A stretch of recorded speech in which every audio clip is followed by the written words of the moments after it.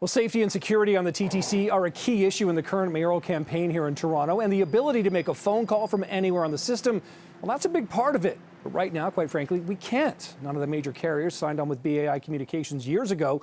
The company originally signed on to set up cellular and Wi-Fi service.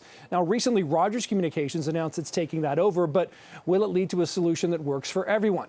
Quite frankly, it's a mess right now. And for more background on how we got here and perhaps where we go from here is Karen Stintz, the former chair of the TTC. Karen, good to have you here. Thanks for joining us. Thanks, my pleasure. Thanks for having me here. I know you just recently sort of wrote about the situation here because you were the TTC chair back at the time that all of this sort of started with the BIA deal.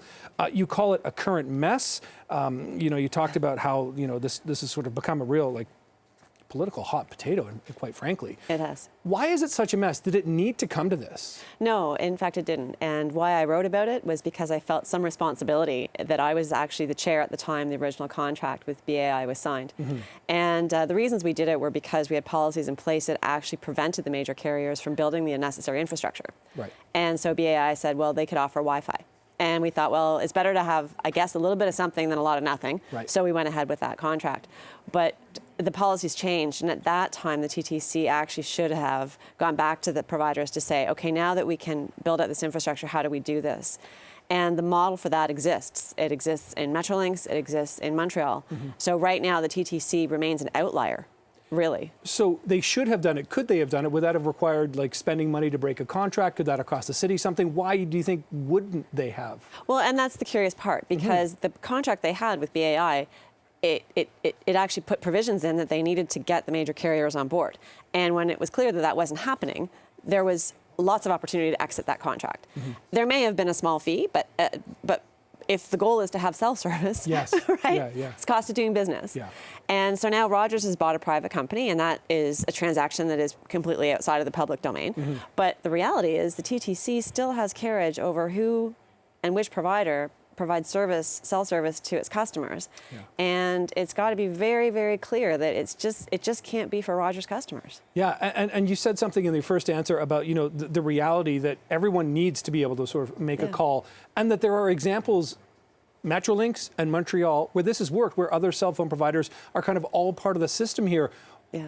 What's preventing Toronto from doing that? Absolutely nothing. Absolutely nothing. The TTC could come out today and say, yes, okay, the private sale has occurred. The contract the BAI had does not extend to Rogers automatically. Yeah. And now there's a new opportunity to figure out how we're going to actually make sure we have cell service and Wi-Fi service for all customers that use the system.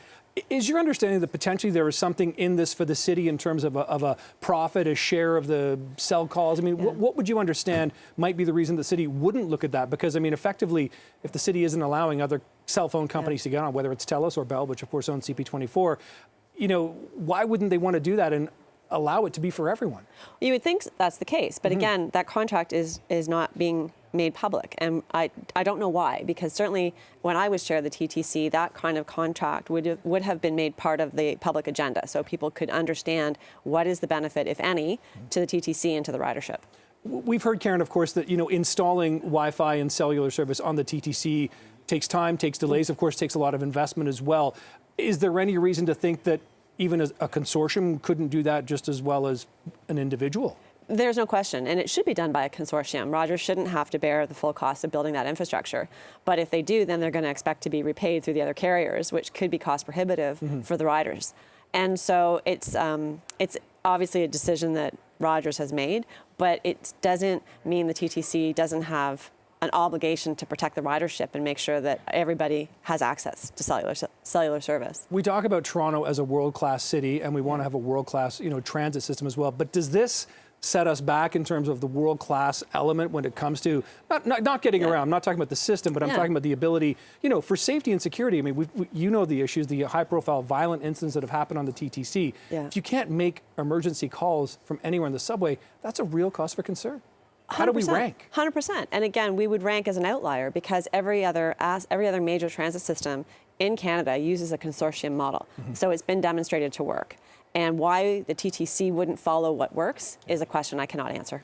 We have heard candidates in the campaign, coming up saying, if we don't get this fixed, I'm going to pull Bell's contracts, TELUS contracts, Rogers contracts. That's come up. The TTC continues to sort of stand behind its situation here.